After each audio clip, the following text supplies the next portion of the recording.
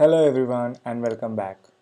Today let's talk about how to identify if a problem is a dynamic programming problem before we really start solving with the problem we have chosen for this video.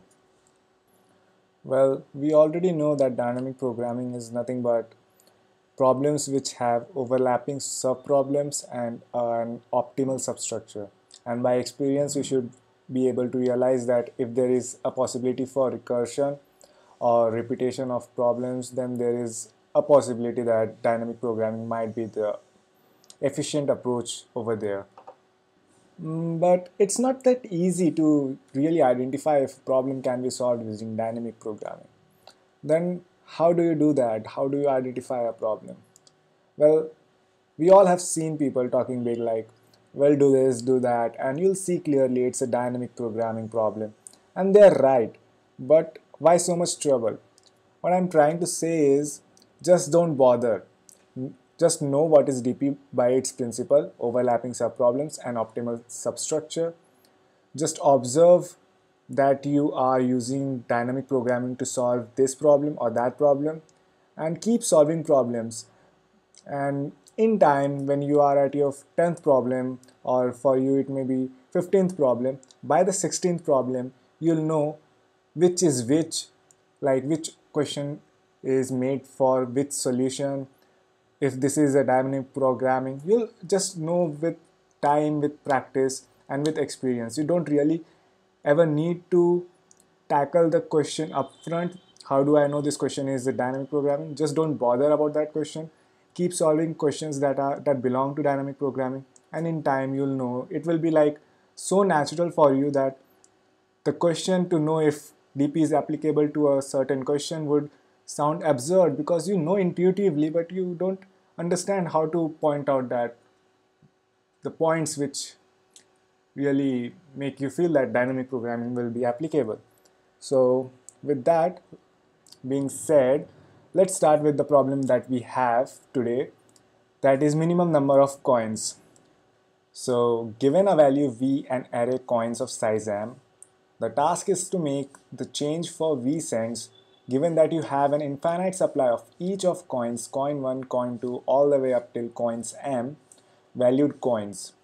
Find the minimum number of coins to make the change. If not possible to make the change, then return -1. And then we are supplied with an example. Even though the question sounds a lot familiar or similar to what we solved earlier, the coin change problem, but the question is in fact different. Just it's the same question that we have to obtain V amount of money using certain currency values, like we have 1 rupee coin, 2 rupee coin, 5 rupee coin, 10 rupee note, and we need to form 100 rupees with using the minimum number of coins. So the first intuitive approach will be like, what's the big deal? Just pick the greatest currency that is available. So in the given example, we have 25, 10 and 5 rupee coins, and we need to obtain 30 as the total. So I will just pick the greatest that is possible for me. I will pick 25. So 25 plus, now I will try to again pick 25, the greatest coin, but since it will be exceeding 30, I can't. So I'll move on to 10, and 10 is again 25 plus 10 is exceeding 30, so I can't. I'll move on to 5, and 20 plus 25 plus 5 is 30, perfect. So I need 2 coins, and that is our output. It seems the problem is so simple, but it is in fact not that simple. So how do I show you that? Let's say we had 1 coin instead of 5, and we had an additional 15 rupee coin. Now our approach would have been, pick the largest, that is 25, plus I can't pick 25, okay, 15 is also exceeding 30 plus, so not 15, not 10, okay, 1 will work, and 1 will have to work 5 times. Infinite supply, no problem, 5 times. But this is total of 6 coins, whereas in fact you could have used 2 coins of 15 to get to 30. So Now you might kind of see that the greedy approach isn't working, and the question that seemed so easy to solve all of a sudden doesn't make sense how to approach. Don't worry, now that I have scared you, I'll make it so simple that you'll remember the solution and approach till the end of your days. Now that we clearly know that greedy isn't gonna work for us, we are open to dynamic programming approach. A little complex one, but that will give us the result we want. Yet we are not certain how to approach the solution yet. So without worrying that, we'll start doing some things until the approach kind of comes in our vision. So before we start, maximize the cuts is another kind of question that is very popular, which is nothing but maximize the number of coins. Here we are asking you to get this amount of money using the minimum number of coins. Other person can ask you get this amount of money using the maximum number of coins. Those are very closely related, and just because they are related, I'll show you how to solve the maximize the cuts problem very briefly in the end of the video, which needs in fact just a minute set of changes. So let's focus back to our original question without considering the variation. What the question is, we need to minimize the number of coins. Now emphasis on the minimize term, we need to minimize, so we can actually form a DP that will keep minimizing the number of coins required to reach a certain sum, and that sum will increase depending on the previous sums. Doesn't make sense? Okay, let's optimize the minimize the optimum number of coins. So how we can do is, for I, as I moves from 0 to n, where n is nothing but the money we want, and for we will make a 1D array with name dp that will store the minimum number of coins that need to reach that sum. So I will be starting from 1, so minimum number of coins required to reach 1, then 2, then 3, then 4, all the way till n. And when we are on I, let's say I is equal to 7, we can use the past information, like all the stored values that we have from dp I equal to 0 to dp I equal to 6. When we are at I equal to 7, we can use the past information to calculate the present minimum number of ways, store it, move on to the next, use the past to obtain the present, store it, move to next, keep moving to next, all the way until you reach to the amount we are basically looking for, that is n. So let's start with an example. Let's take money is equal to 11. Money is nothing but the amount we are trying to reach using the minimum number of coins, and the coins that we are given are of 9 rupees, 6 rupees, 5 rupees and 1 rupees. Now we have to use the minimum number of coins to reach 11.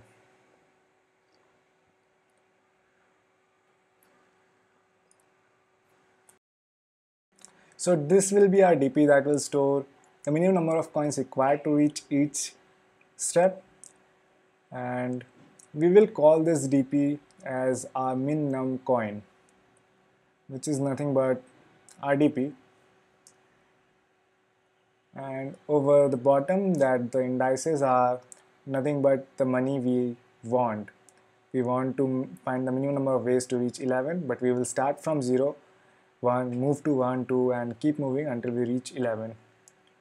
So we are in fact optimizing our array starting from the bottom, moving all the way till the bottom up approach, starting from bottom, moving towards upwards.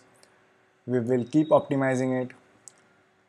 So we are moving from bottom to up, so let's be the variable that is iterating from 1, starting from 1, and we'll move all the way till money, that is 11 in this example. We know our answer will be min num coins 11, that is min num coins at money index. So now in this iteration, what we will be doing?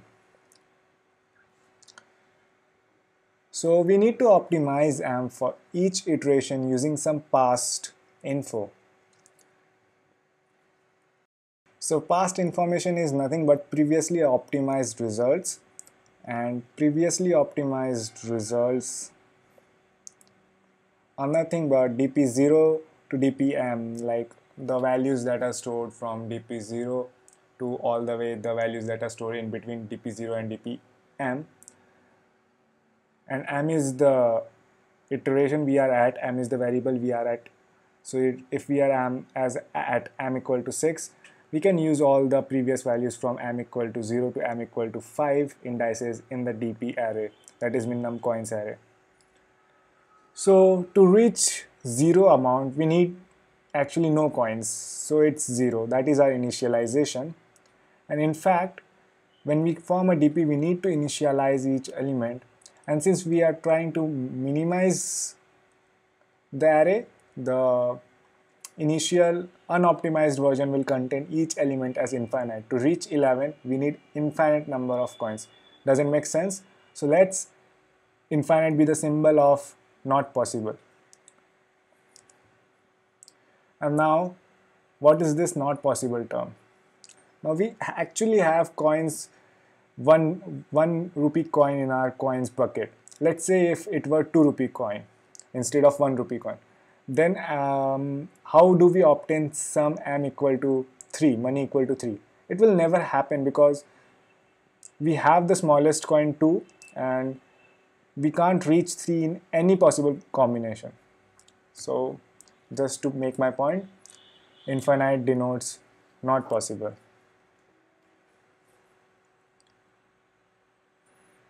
But now we can move on to the next part of the program. We are now inside the loop. Now we know that we are iterating m from bottom up approach, moving from 0 to 11, but we don't know what to do with m. How do we obtain the minimum number of coins for the mth element? Once we know that, the problem is solved. So what we will do inside the loop is we will make another loop. We will iterate in coins, and coins is nothing but 9651. So we will be iterating with the variable name coin. So coin will be an element in the array coins, and if coin will be greater than m, we will continue, that is move on to the next element in the coins array. Why we are doing that? So the first element in coins array is 9 and m is equal to 1. We are saying continue. Why?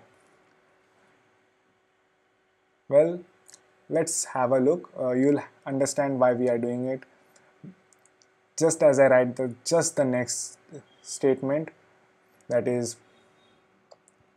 minimum coins m is equal to minimum of minimum coins m comma minimum coins m minus coin. So forget about what this equality does, but the fact that this shows is that when we are at m equal to 1 and coin is greater than m, so coin equal to 9 is greater than m, what we will be doing is we will have a negative indice in the minimum num coin, that will be m minus coin, that will be 1 minus 9, that will be minus 8, and that will be negative, and we don't want that. So just to keep the indices positive and above 0 at minimum 0, to avoid that, what we are doing is putting this condition. So that was the point for putting that condition. So now we are iterating for m equal to 1, and the coin 9 is certainly greater than 1, 6 is certainly greater than 1, 5 is greater than 1, but 1 is not greater than 1, and which leads us to our first encounter with the statement or the equality that we have written inside the loop, that is min num coins m is equal to minimum of min num coins at index m, which is infinity, at m equal to 1, which is infinity, and min num coins coin minus m minus coin. Actually it should be plus 1 in the min num coins m minus 1 plus 1 outside the brackets of the indices. So what The statement is saying that either pick one of the two, either infinite, pick the minimum of the two, either infinite or 0 plus 1. 0 is coming from minimum coins at 0. So we know that the minimum number of coins that are required to obtain 0 is 0, and we know that minimum number of coins that is required to obtain 1 is minimum number of coins that is required to obtain 0 plus 1 coin of the dimension coin equal to 1. So we have chosen 1, 0 plus 1, 1 over infinity as a minimum. So let's update our array at index 1. It will be now 1 instead of infinity, and now m moves to the second, that is m equal to 2. 9 is small, 6 is small, 5 is small, 1 is again the coin that is smaller than m, and that will lead us to 1 plus 1 now, because we are going to add 1 to the minimum coins at 1. And that is 2, and that makes sense because we are using two 1 coins to reach 2. We had the offer of choosing the minimum between infinity and 1 plus 1 equal to 2. We certainly saw that 2 is minimum and it was selected. So we are in fact optimizing the array, or optimizing the number of points to minimum that are required to reach the current m. Now for 3 it will be the same case because there is no coin in between. For 4 it will be the same case, 3 plus 1, that is using 4 1 rupee coins. And for 5, now the cases will be different, and it's important we look into it for one last time so that we understand what is happening. So 9 is greater than 5, 6 is greater than 5, 5 is not greater than 5. So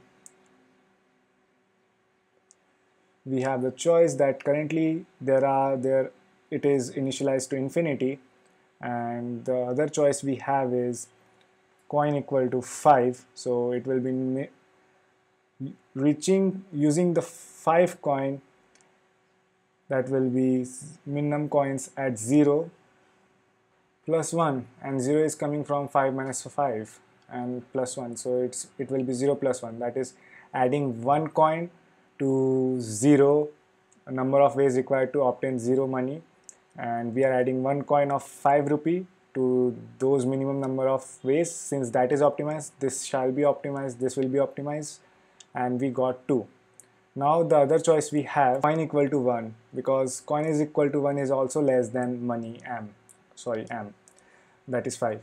So now the array is initialized to 1 at 5th index, m equal to 5, and now we have to choose the minimum between currently 1 and the possible minimum coin value 4 plus 1, that is 5.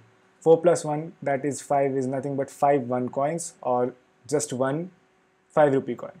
We choose the minimum, and that is the obvious one, and since we were supposed to choose the minimum, and now why we were choosing minimum makes sense. Earlier than this only there were one choice. For this we first time encountered two choices, over which we chose the minimum.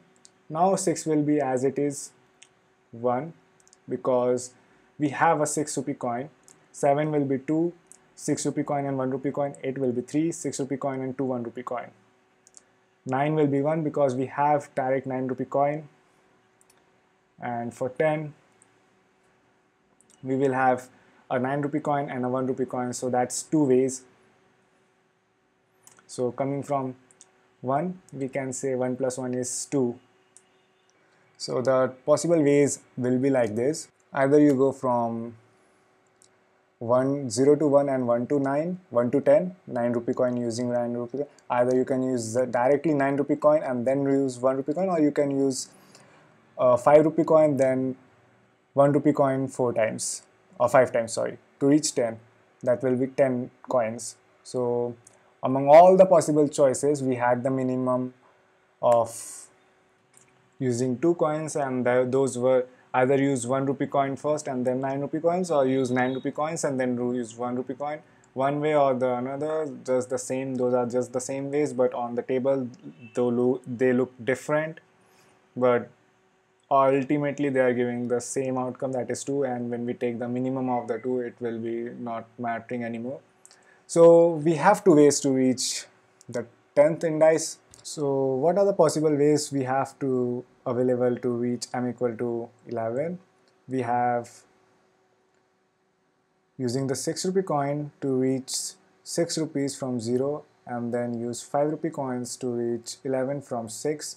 That will be two number of coins, and that will be the optimum, and will be chosen by a program among all the other possible options. Another optimal solution will be to use 5 rupee coins from 0 and then use 6 rupee coins from 5, but we can always use 9 rupee coins to reach 9 from 0, and then 1 rupee coin to reach 10, and then 1 rupee coin to reach 11, but that will be 3 number of coins, so that's not the minimum, hence will not be considered. And now, even though the approach seems quite clear, but we still don't have the grip over it. And how do we have that? We immediately switch to our editor and program it on the editor so that there is no room for any speculation. So now I'm switching to my editor. So here we have a function defined by the name minimum number of coins, which take two arguments. First one is m, that is the total amount of money that we want to find the minimum number of ways to reach, and the second will be an array by the name coins, which will contain the number of the coins of currency which we have, the coins we have of infinite supply. So let's begin coding the function.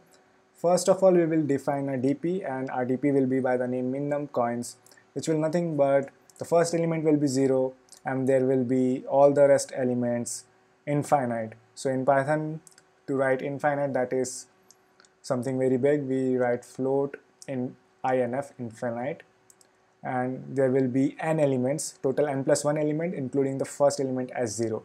So now, according to the plan, we need to iterate variable m from range 1 to n plus 1, that is n, and c will be the variable iterating in coins, and if c is greater than m, we will continue, and if not continue, we will have minnum coins at m is equal to minimum of minnum coins at m plus minnum coins at m minus c.